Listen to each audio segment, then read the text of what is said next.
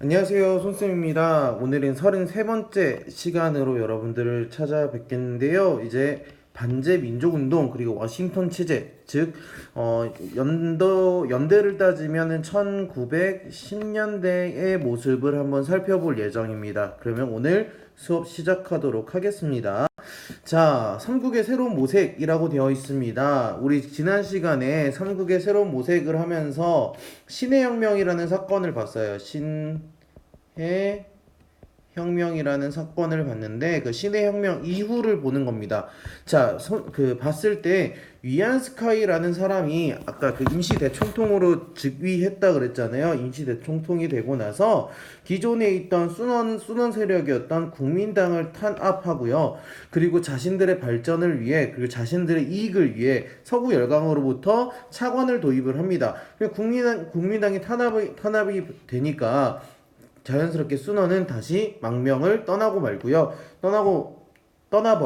그리고 나서 위안스카이가 기존의 중화 민국이라는 의미였는데 그게 아니라 황제 제도를 부활하려고 시도해요. 물론 시도했던 게 성공하지 못하고요. 위안스카이가 병으로 사망을 해요. 사망 이후 기존에 있던 지방 세력이었던 군벌들 간의 갈등이 심화되면서 각자 지역마다 군벌들이 득세하기 시작합니다. 그 와중에 베이징에 있던 베이징 정부가 중화민국을 대표하게 되는 거죠. 여기에 있던 요 가운데 있는 요 사람이 바로 위안스카이입니다. 위안스카이라는 거 여러분들이 기억해 주시면 되겠고, 다음 페이지 넘어가면 일본에서는 어떤 1910년대 무엇이 있었는가. 일본은 우리 지난 시간에 봤지만 일본은 우리나라를 병합하고 식민지를 삼았죠. 식민지를 삼고 나서 순간 지금 종이 치고 있네요. 자, 네. 네, 종소리가 끝났으니까 그대로 다시 수업을 이어가도록 할게요.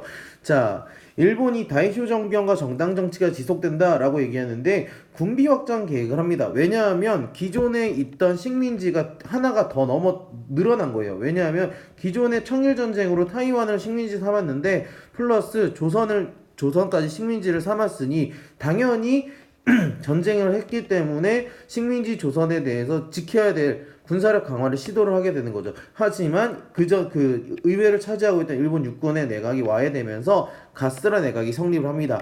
그리고 나서 다이쇼 정변이라는 사건이 일어나게 되는데 기존에 있던 이제 벌쪽 군인들 그리고 헌정 기존에 있던 그 메이지 헌법을 지키자라는 운동이 전개가 되면서 가스라 내각이 붕괴가 되고 나서 정당 정치가 전개됩니다. 이게 1931년까지인데 이 1931년에 또 다른 전쟁이 다음에 또 일어납니다. 하나 더 말씀드리면 만주 사변이라는 게 생겨요. 그래서 1910년대 20년대까지는 큰 전쟁이 무리 없이 있다가 만주 사변으로 인해서 나중에 일본이 변화하는 모습을 보이게 됩니다. 자, 그렇다면 조선은 어땠을지 한번 볼까요? 자, 조선은 민족운동가들이 저항을 하기 시작하죠. 왜? 민족운동을 하게 됩니다. 일단 1910년대에는 해외 민족운동 기지를 건설을 하면서 여기들 만주, 연해주, 중국 본토, 미국 같은 곳에 만듭니다. 여기 보면 만주, 군 이렇게 만들어 간다는 거 여러분들이 보시면 되겠고요.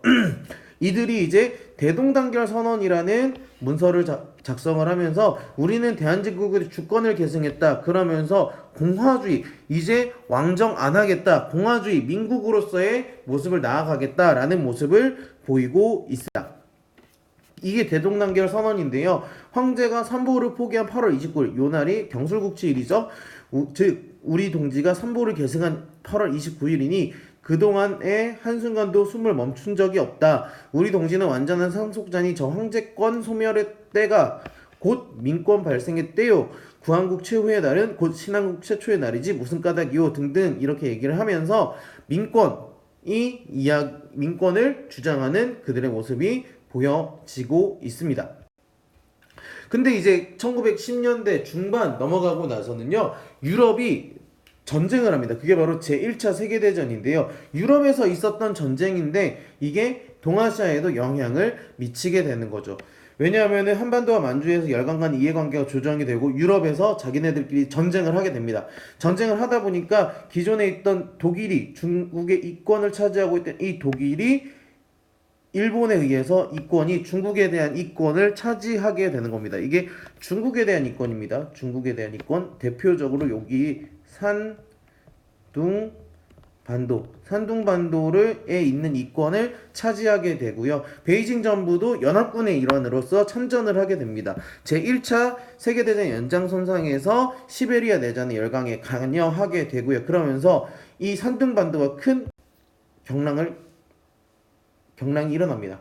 왜? 일본이 중국을 보호국화 시키려고 하거든요. 아까 칭다오가 산동반도에 있는 건데요. 산동반도에 있는 칭다오를 점령을 하고 난 다음에 베이징 정부에 21개조 요구를 제출을 합니다. 왜? 대한제국이 보호국가 했던 이제 을사늑약과 같은 비슷한 이권을 요구를 하게 되는 거죠. 물론 중국 민중이 가만히 있진 않았어요. 반일원 운동을 합니다.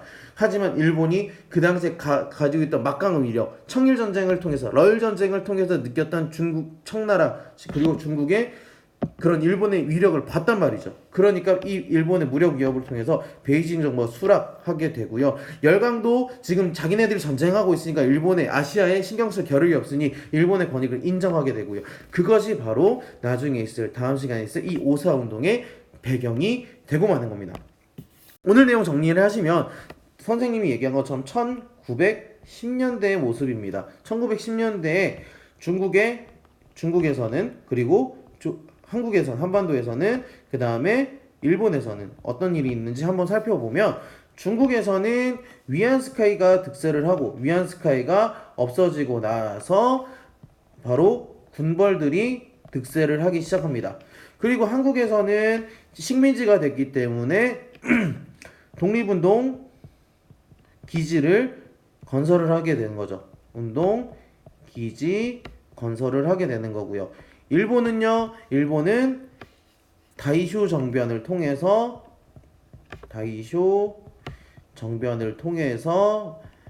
의회 정치가 지속이 되고, 하지만 이러는 와중에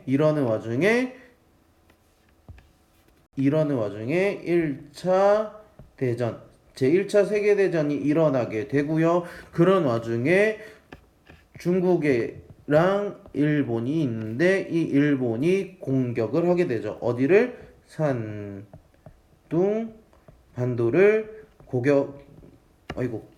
상둥반도를 공격을 하게 되고, 이로 인해서 21개조의 요구를 하게 되더라 라는 것까지 여러분들이 오늘 내용을 정리하시면 되겠습니다. 그렇다면 이 21개조 내용을 한번 봐야겠죠. 21개조의 내용이 어떤 건지 보시면, 중국 정부는 이렇게 일본국 정부가 협정을 체결할 때 모든 권리와 이익을 양도하는 등 모두 승인한다. 처분하는 것에 대해 모두 승인하고요. 이 철로의 기한을 99년으로 연장하고요. 여기 있죠. 중국 정부는 만약 중국 정부가 남만주 및 동부 내몽골 정치, 재정, 군사, 고문과 같은 교관을 채용할 경우, 이런 걸 할 경우 반드시 먼저 일본 정부가 상의를 한다 라고 얘기하죠. 그리고 고문을 초임해야 된다, 일본인을 초빙한다 라는 등의 모습이 보입니다. 여기가 바로 산둥반도예요. 여기 청도, 여기 칭다오 보이죠? 이런 식으로 여러분들이 보시면 되겠습니다. 그렇다면 오늘 내용 여기까지 하고요. 다음 시간에 자연스럽게 이제 3.1운동과 중국의 오사운동에 대해서 한번 살펴보는 것으로 하겠습니다. 고생 많았습니다.